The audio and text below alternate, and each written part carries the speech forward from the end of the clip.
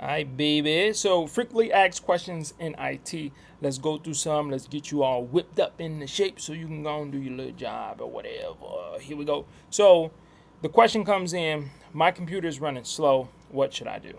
An example of a question like this would be someone like Sarah was editing a video with 5 browser tabs open and music streaming. After restarting and only opening her editor, the lag disappeared. So, when she come in and she say, "Hey, my computer is running slow. What should I do?" I often let her know that this could be due to many programs running at the same time. Especially if someone's editing a video, that means that they are handling really, really large files. Images are large files, and videos are even larger files. So it's just going slow because of all the processing that you're using. So I would just tell her to, hey, close some of those apps, close some of those tabs, and focus on the main task first, which is potentially editing that video. Restart your computer. Let's check for any software updates. Let's also check to see what storage she has, if there is any storage, if there is enough RAM in order for her computing power to work efficiently. So all of these things could be lags. Let's also check, because if she's using an editor that is online, then we need to make sure that her internet strength is strong. So let's check her network, and we can check her network speeds through network speed, applications and things like that. So these are all of the steps that you will run through if someone calls you and said, "Hey, my computer is running slow."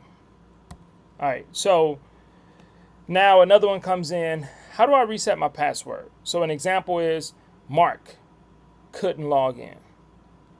He used forgot password.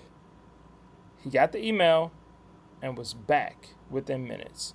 So the forgot password button allows for users to reset their email. Now, my response to Mark would be, first of all, Mark, calm down. All right, you forgot your password. I ain't forgetting no password. Now, let's walk through the steps, Mark. Do you see a reset or forgot password button right underneath your failed login attempt? Mark will say yes. I'll say, okay, click that button, Mark. Follow the prompts, Mark. And as you follow the prompts, you'll be able to get back into your account. Now, granted, every organization doesn't allow for end users to reset their passwords. So that whole little, role play that I just did may or may not work. It depends on your circumstance. But if you're an administrator, if you're like a level 2, level 3 guy, typically you can just go on the back end and reset the password for them, or generate the link, which will send to their personal or professional email address, which then gives them the ability to reset the password. One big thing is that if you're out here resetting passwords, please verify that the individual is who they say they are. Good ways of verifying is, hey, spell your last name. Anybody can know that, actually. Hey, what's your personal email address? These are things that'll be in the system. Hey, what's your personal cell phone number? Hey, who's your manager? Okay, Mark, if you've met Mark in the past, hey, let's do a voice call or a visual call. So Google Meet or a Zoom video call, so that I can see who you are if I've met you in the past. Hey, Matt, what's your employment ID number? Hey, Matt, I'm actually going to send this login link to your personal email account.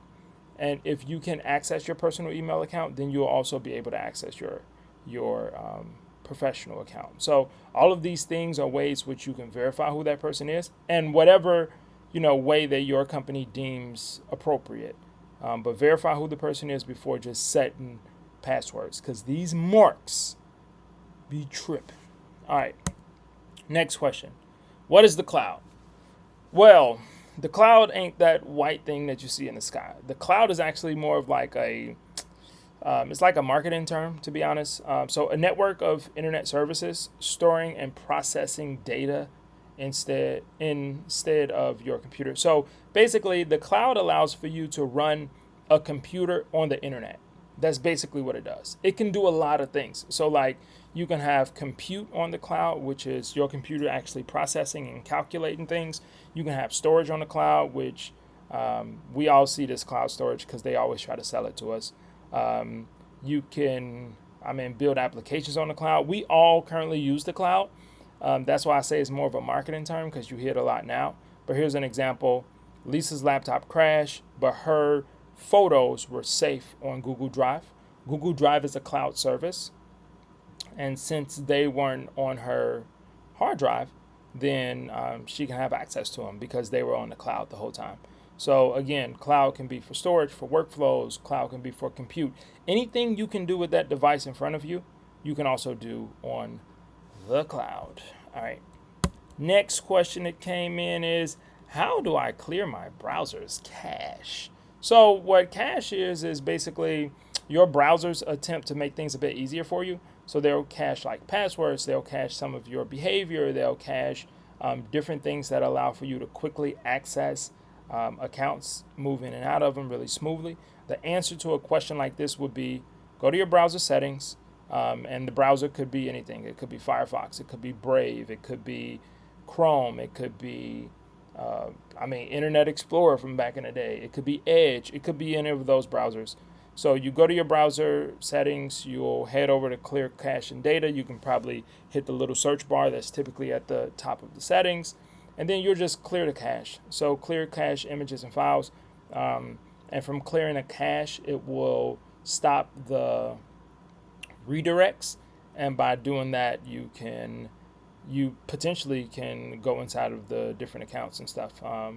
It just depends on what's your problem for needing to clear that cache. So John saw an old version of his company site. After clearing cache, he saw the updated one. So the old version, all things on the internet are files. So the cache, the cache or the cookies or whatever, it was sending him to an old file on the in the server, wherever the internet was stored. Wherever the website was stored. So he needed to clear that cache. Once he cleared that cache, then he started getting redirected to the new file, which would be the new website. Ta-da! Congratulations, John. You made it. All right. So thanks for subscribing. These are going to be real short, straight to the point. Questions, concerns, hop down low. If you have questions, then you know where to reach me. Down in them comments. Don't be like Mark. Don't be like John. Have a good one.